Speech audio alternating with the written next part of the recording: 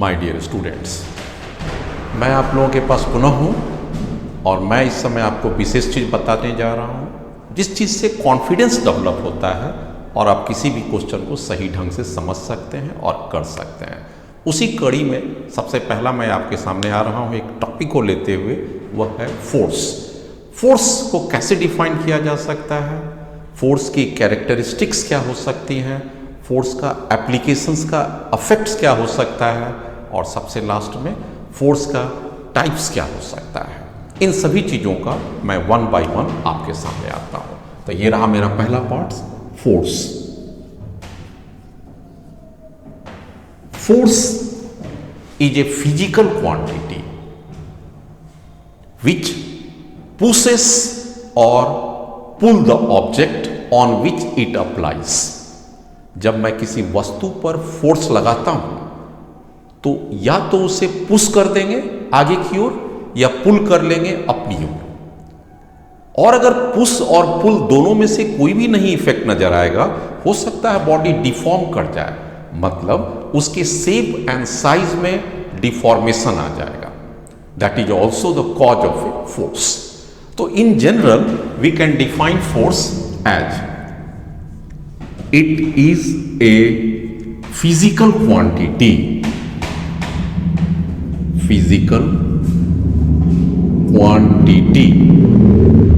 which causes push or pull or deform the body on which it acts।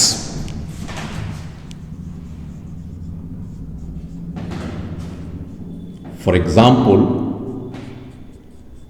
जरा सा सोचिए, मैं इस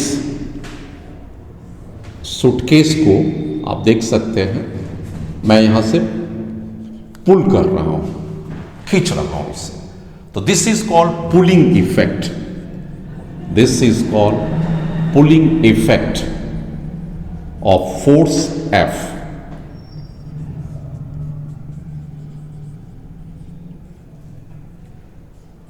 फोर्स एफ, फोर्स के ऊपर मैंने ये डायरेक्शन दिया ताकि ये सोच करता है कि ये डायरेक्शन के साथ है, and this is, let us suppose it makes an angle this. तो this is the pulling effect of force which causes motion of the object,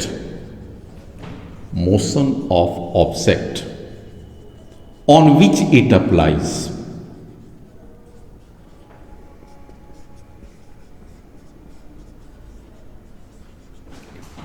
Now let us consider another case.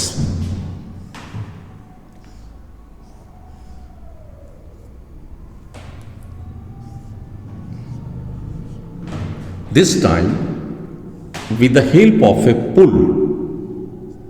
push. So this is the pushing effect.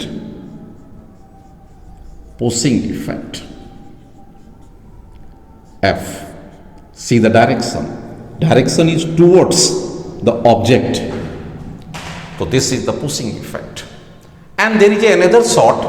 So this is the pulling effect. This is the pushing effect, which moves the body.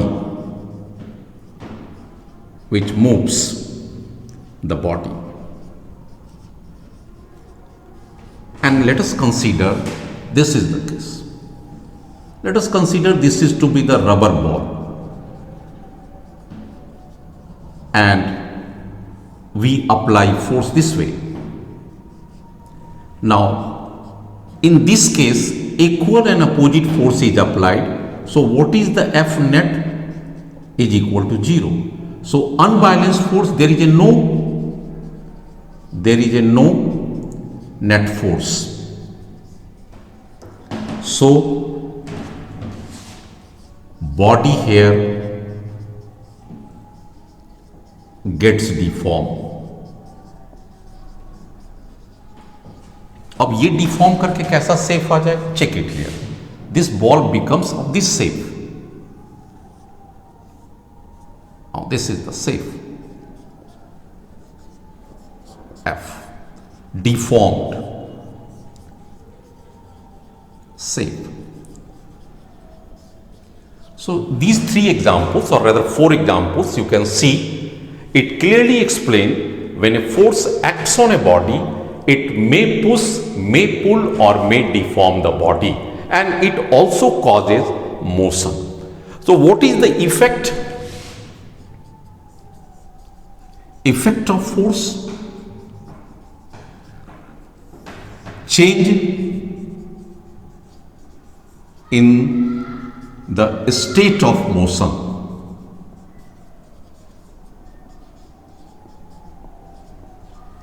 State of motion क्या कहता है? State of motion में कि अगर मैंने एक force लगाया इस पर, अगर ये रेस्ट में था, इट गेट्स, फोर्स का डायरेक्शन देखिए आप, इधर लग रहा है, तो it gets motion.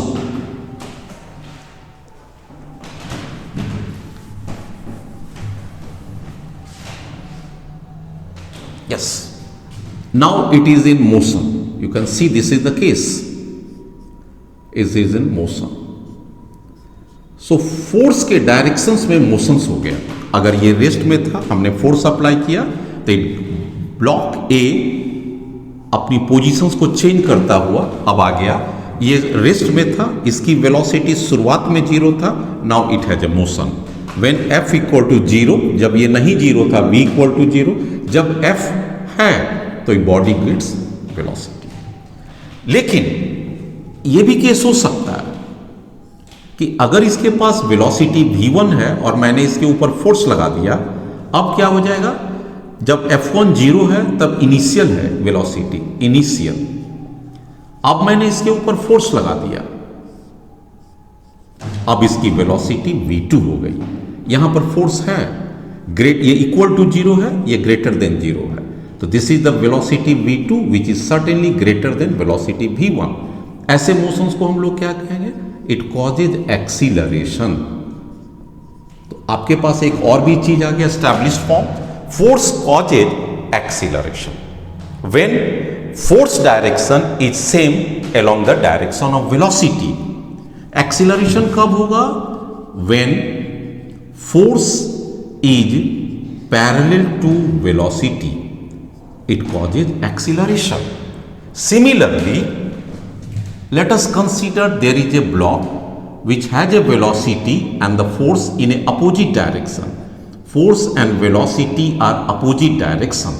Here force is anti-parallel to velocity and the reason, इसका cause क्या हो जाएगा? Velocity decreases. Velocity decreases or there is a retardation. So this is the effect of force. Now the next point is, what are the characteristics of forces? What are the different characteristics of force? There are three different characteristics. Number one, force has magnitude. मतलब force का कोई ना कोई numerical value होंगे. Second, force has unique direction.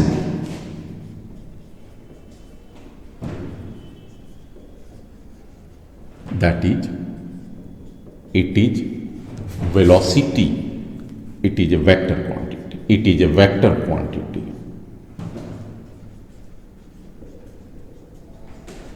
And the third point is, force has point of application.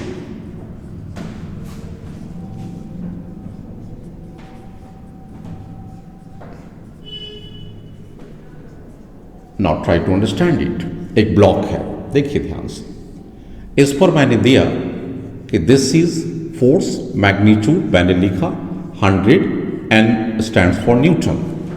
This is the point of application. A is called point of application and OA is called direction of the force.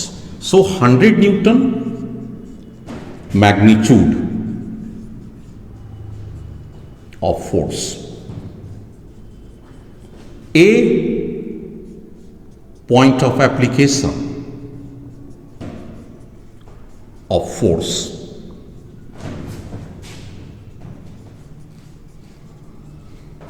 OA direction of force. Now it is a well defined. What are the different effects of force on a body? Yes, very important point. Yes, it can cause motion.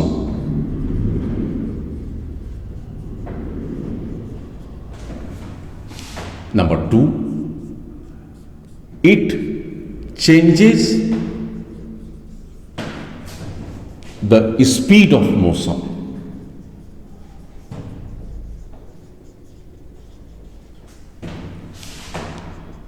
It changes the direction of motion.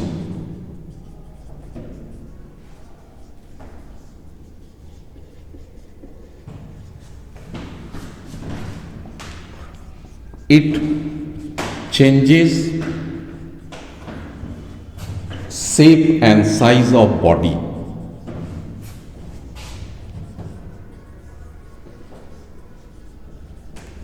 For example, it causes motion means example 1, अगर मैं कोई block लूं और इस पर force लगा दूं, ये रेस्ट में था, फोर्स अप्लाइड हो गया, now it is in motion, तो rest is converted into motion. दूसरी स्थिति में देखें कि अगर इसके पास कोई स्पीड था वेलोसिटी v1 है और मैंने इसे फोर्स लगाया, now it is the increased, its velocity becomes v2। ये ब्लॉक की जो वेलोसिटी हो जाएंगे फोर्स लगने के बाद v2 हो जाएंगे, and this v2 is certainly greater than v1। तो इस तरह से मैंने देखा कि उसकी स्पीड में भी चेंज हो सकता है और कॉज कर सकता है मोशन को भी है। It changes the direction. Suppose if a body is moving in this way and all of a sudden force is applied in this way, तो what will happen? It will have a two effect.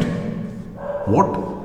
It have a velocity in this way, that is a v, and certainly there is another sort of velocity v dash, so the resultant velocity this way.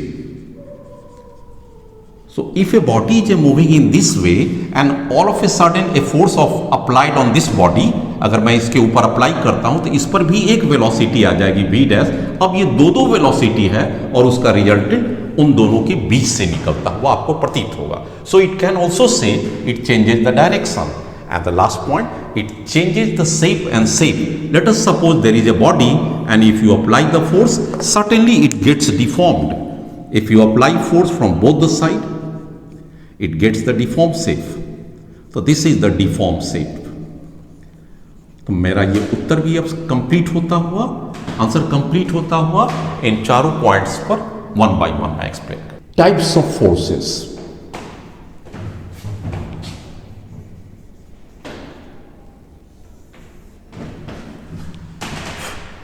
In general,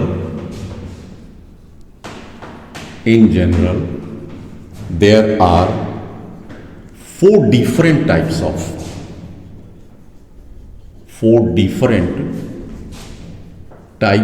of fundamental natural forces. Fundamental natural forces. कौन से? Number 1, gravitational forces.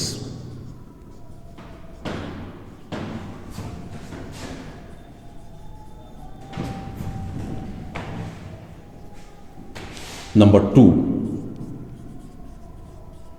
electrostatic force and magnetic force, collectively called electromagnetic force.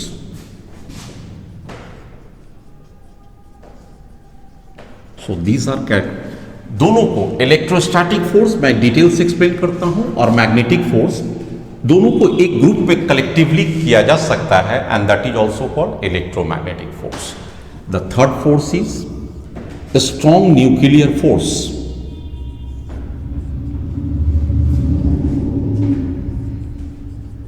And the fourth, weak nuclear force.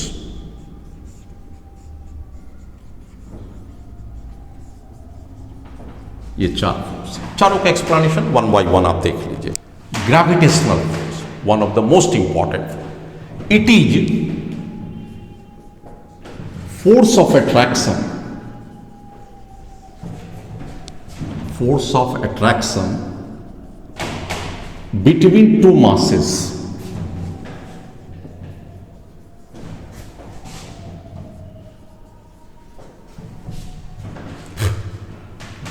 For example, let us consider two different masses.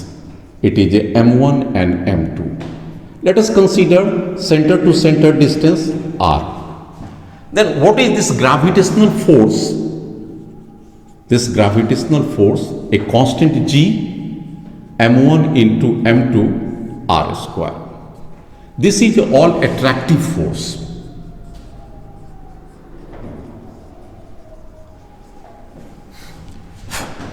This is also called, मैं इसे कह सकता हूं,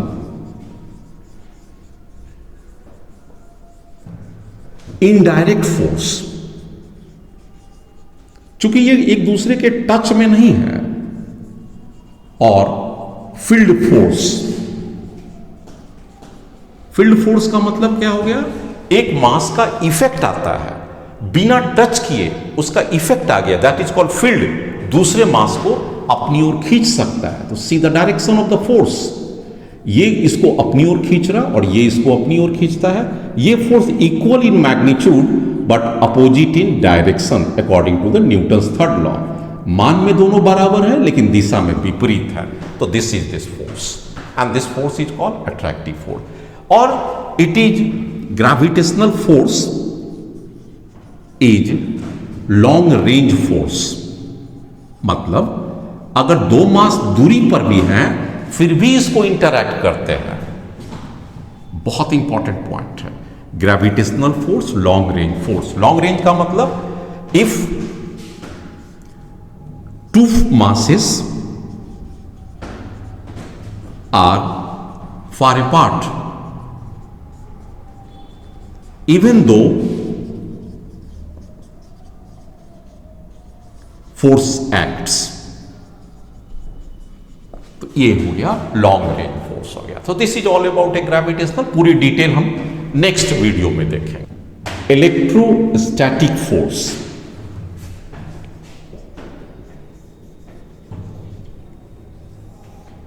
between two charged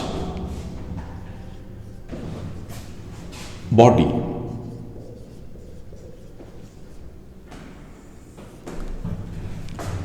It is also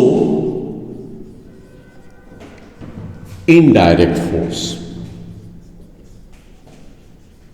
मतलब आपस में ये दोनों कांटेक्ट की जरूरत नहीं है, दूर से भी अफेक्ट कर सकता है।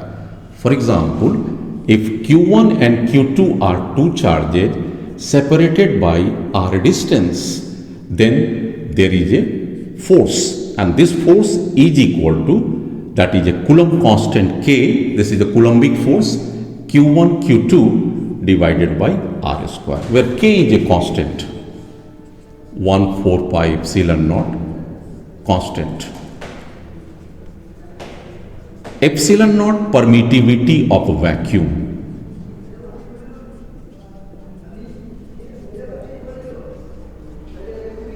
डिटेल इलेक्ट्रोस्टैटिक चैप्टर में।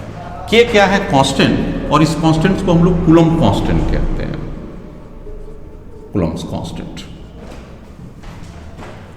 हम लोग अच्छी तरह से देखते हैं कि ये जो फोर्स होते हैं दो चार्ज पर निर्भर करते हैं। अगर ये भी पॉजिटिव है, ये भी पॉजिटिव है, if Q1 and Q2 both positive, repulsion.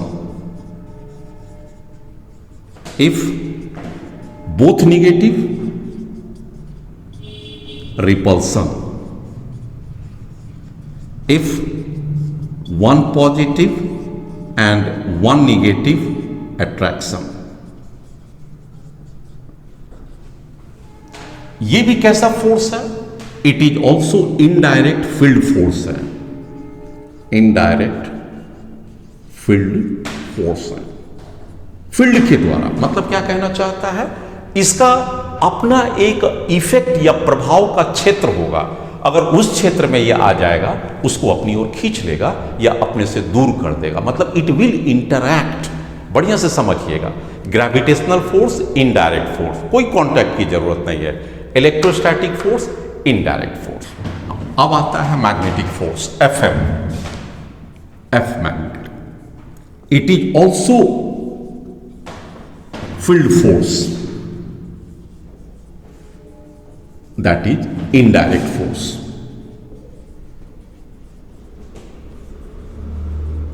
कैसे?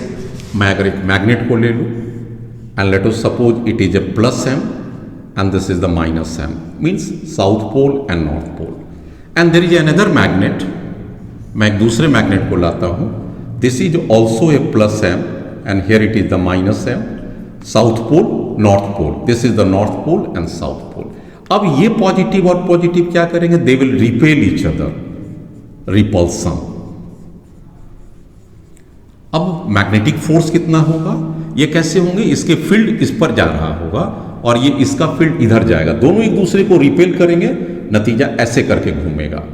इसको ध्यान से देखिए, रिपेल कर दिया, फील्ड, मैग्नेटिक फील्ड लाइंस को रिपेल करता हुआ, और इसके कारण जो दोनों में फोर्स होंगे, वह फोर्स की वैल्यू क्या होगी?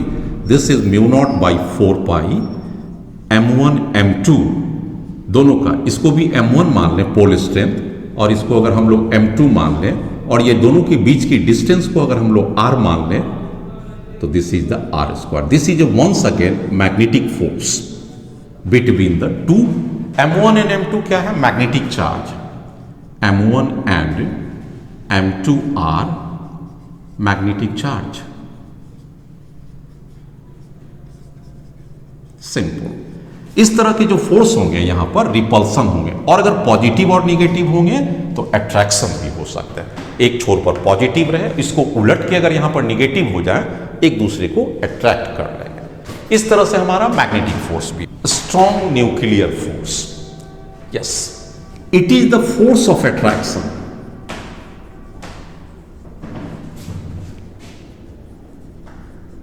Between nucleons. अब ये न्यूक्लियंस का मतलब क्या होता है? Protons and neutrons together.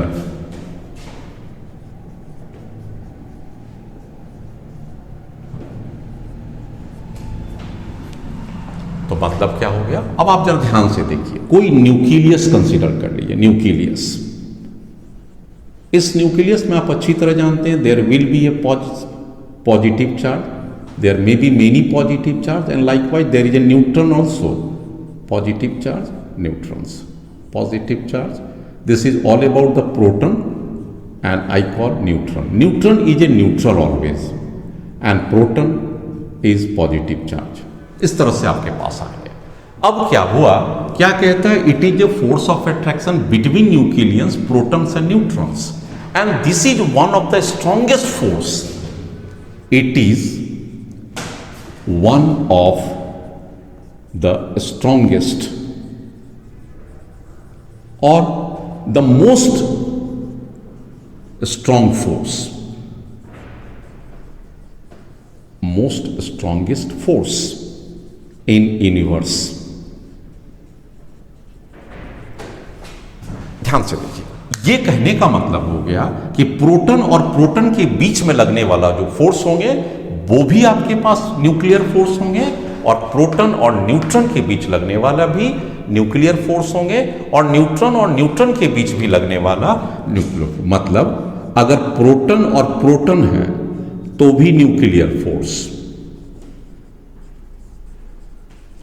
Proton और न्यूट्रॉन है तो भी न्यूक्लियर फोर्स, और अगर न्यूट्रॉन्स और न्यूट्रॉन्स है तो भी nuclear force. But it is a short range force, लेकिन इसकी खासियत क्या है? It is very very short range, very very short range force है। मतलब क्या हो गया? Separation distance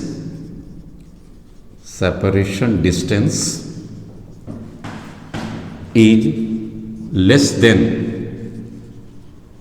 1 femtometer, that is 10 to the power -5 मीटर। सेपरेशन डिस्टेंस किसके किसके बीच में? Between nucleons.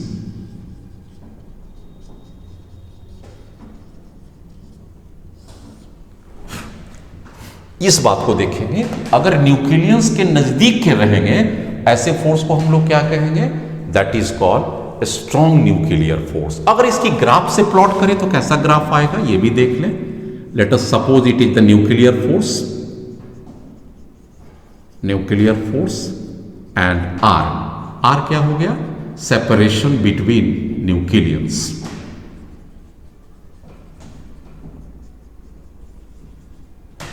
अगर इसकी ग्राफ प्लॉट करेंगे कुछ इस तरह से हो जाएगा ये ग्राफ।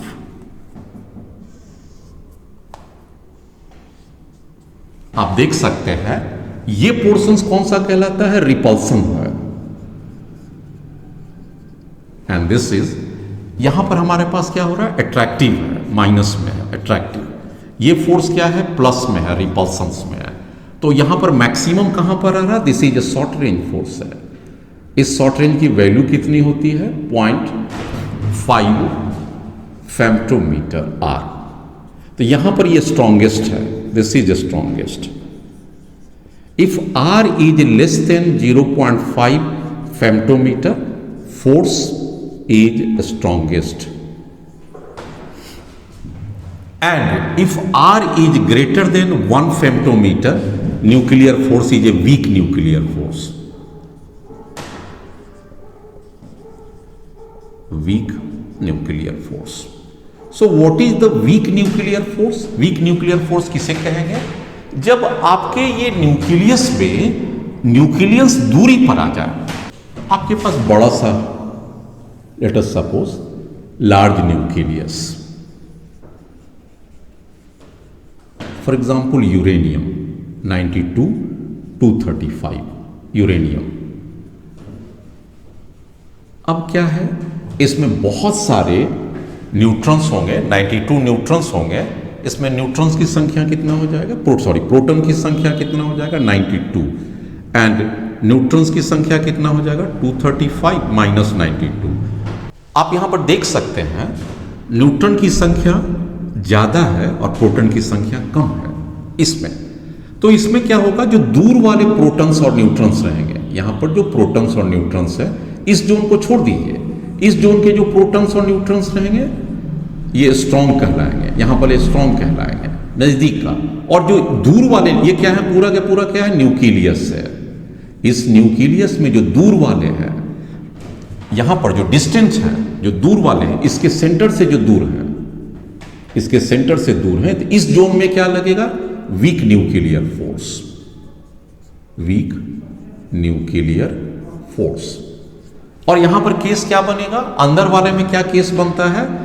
अंदर वाला में इलेक्ट्रो रिपल्सिव फोर्स से ज्यादा न्यूक्लियर फोर्स होता है inside that is a near core. अगर आप कोर के पास में रहिएगा तो यहां पर क्या हो जाएगा? F nuclear is greater then F repulsive forces. F repulsion between proton and proton,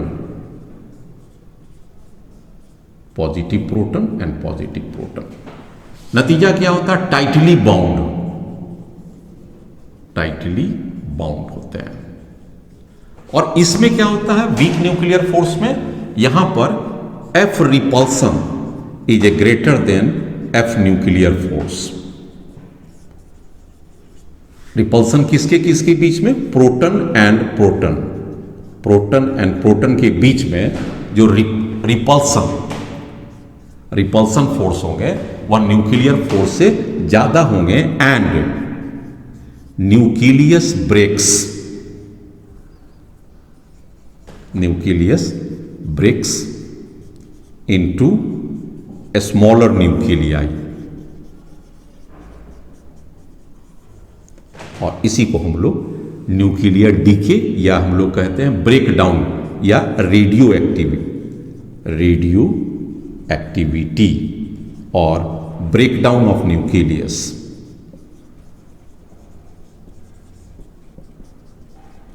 तो आप ये भी बात समझ रहे होंगे कि लार्जर न्यूक्लियस में ब्रेकडाउन क्यों लेता है।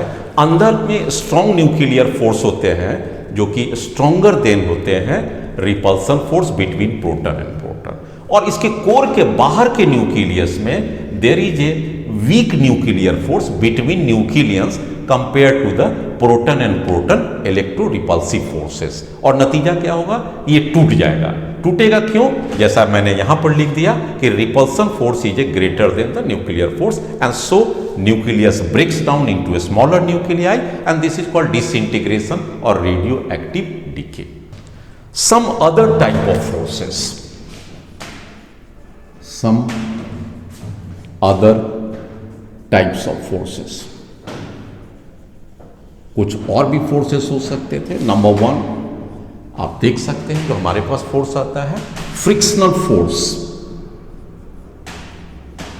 फ्रिक्शनल फोर्स कैसे होता है, आप डिटेल पढ़ना है हम लोग को, लेकिन शॉर्ट में देख लीजिए कि when a body tries to moves और मूव्स, सपोज कीजिए ये बॉडी मूव करने की कोशिश करता है, पीछे इसके मोशंस को अपोज करेंगे कांटेक्ट पर, और ये डायरेक्शंस हो जाएगा frictional force. Frictional force, frictional force always opposes relative motion and it is parallel to contact surface.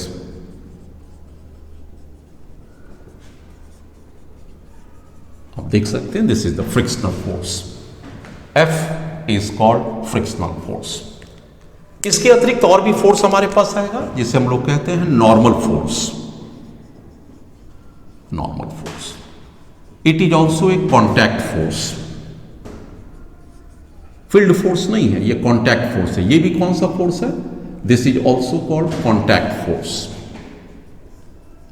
Between two surface. जब कॉन्टैक्ट में रहेगा तभी ये फोर्स लगेगा। Normal force is also a contact force. For example, अगर मैं एक block को रख दूं और ये एक जमीन पर रखा हुआ है, इसकी एक फोर्स लगेगी gravity, this is called mg, gravity force, और जमीन से एक फोर्स लगेगी ऊपर की ओर, this is called normal force.